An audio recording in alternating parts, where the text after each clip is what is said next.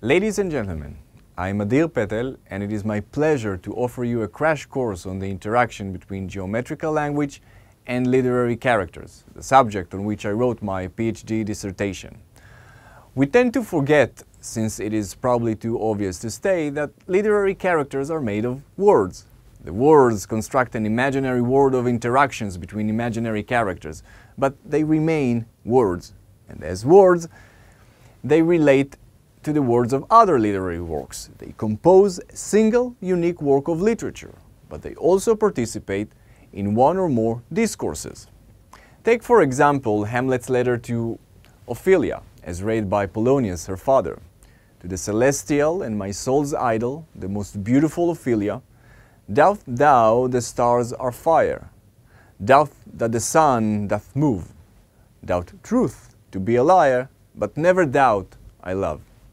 The words celestial, stars, and sun can be said to belong to the discourse of astronomy, and they are presented to the other characters, as much as to us, through the discourse of letter writing. Among the functions of scholarship in the humanities is identify what discourses are available and active in given literatures at certain times, so that the words on the page will not be misread.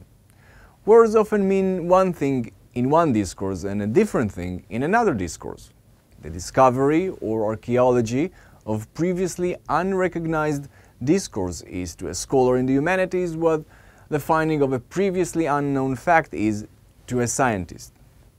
In my own research, I examined the persistent but under-recognized presence of three discourses: Theophrastan, Euclidean, and Non-Euclidean, about character and characterization in English language drama, fiction, and literary theory, from the Renaissance to the present. These three discourses derive from the rhetoric of mathematics in classical antiquity and participate in its modern afterlife. The first discourse is called Theophrastan, after the philosopher Theophrastus, who was Aristotle's student and wrote a collection of 30 brief descriptions of Athenian male citizens called characters.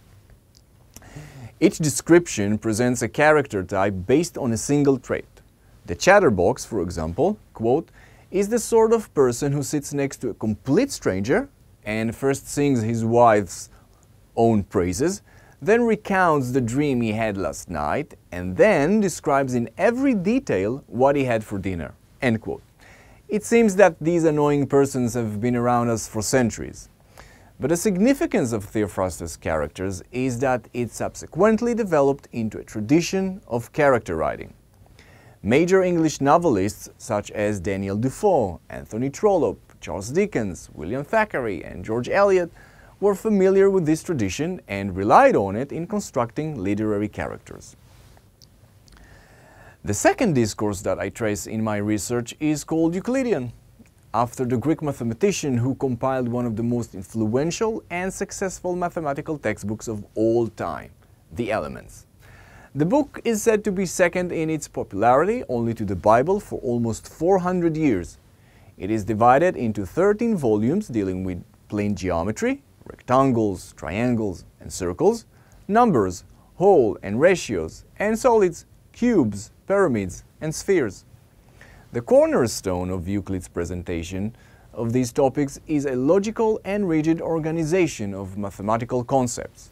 When in the middle of the 19th century, two mathematicians, Janusz Bolyai and Nikolai Ivanovich Lobachevsky, were able to create independently of each other a new geometric system, usually referred to as non-Euclidean geometry, they invited others to subvert over 2,000 years of almost blind belief in the exactness, certainty, coherence, and universality of Euclidean geometry, the queen of the sciences. But what could geometry, whether Euclidean or non-Euclidean, have to do with fiction and drama?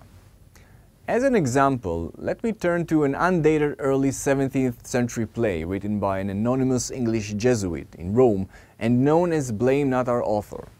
In this play, Euclidean shapes and tools are deployed in life-threatening intrigues after a character named Quadro asks another named Compass to remake him as a circle.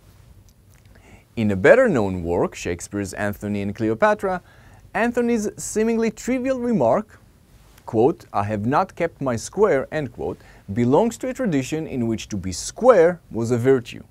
In 16th and 17th century character books, written in the tradition of Theophrastan treatise Characters, there are surprisingly many instances of characters described in geometric idioms.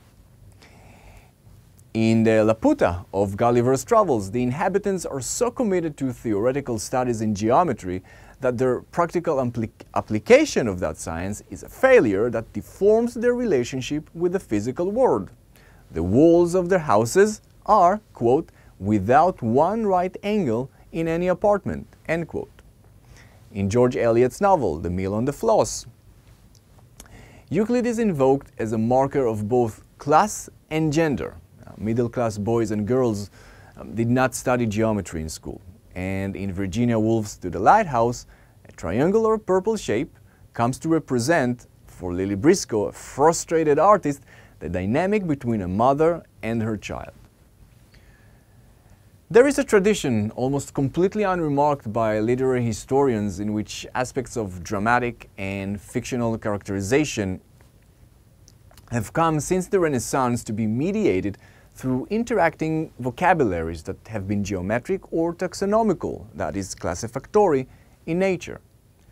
Obliviousness to such discourses can limit what can be said about and what can be said on behalf the literary and critical texts framed in their terms, and also, most importantly, what can be said about the nature of literary characters. During the 19th and early 20th centuries, the geometric and taxonomic discourses about character, which in their early modern heyday had been tightly focused on ethics, came to be criticized as unethical and indeed inhuman. But their devaluation met with considerable resistance. 6 years before E.M. Forster's famous lecture about characters being either flat or round, which clearly participates in the Euclidean literary discourse, T.S. Eliot wrote an essay in defense of Shakespeare's contemporary Ben Jonson's, quote, "two-dimensional," end quote, characters. In the essay, Eliot explicitly proposes Lobachevskian non-Euclidean geometry as an alternative source of figuration for the fashioning and discussion of fictional characters, and argues that their limited dimensionality has no ethical implications of any kind. My own conclusion is that no perspective is available to us from which to view one way of making characters as better than any other, or to find that one way has supplanted another over time. It is a conclusion that my research shows has deep implications for how cultural history should be written. In my dissertation, I have tried to write a history in which there is no progress from one mode of making characters or one discourse about characters to another, but rather a history in which each option that authors have worked to construct remains permanently available for use in writing literary works. Thank you.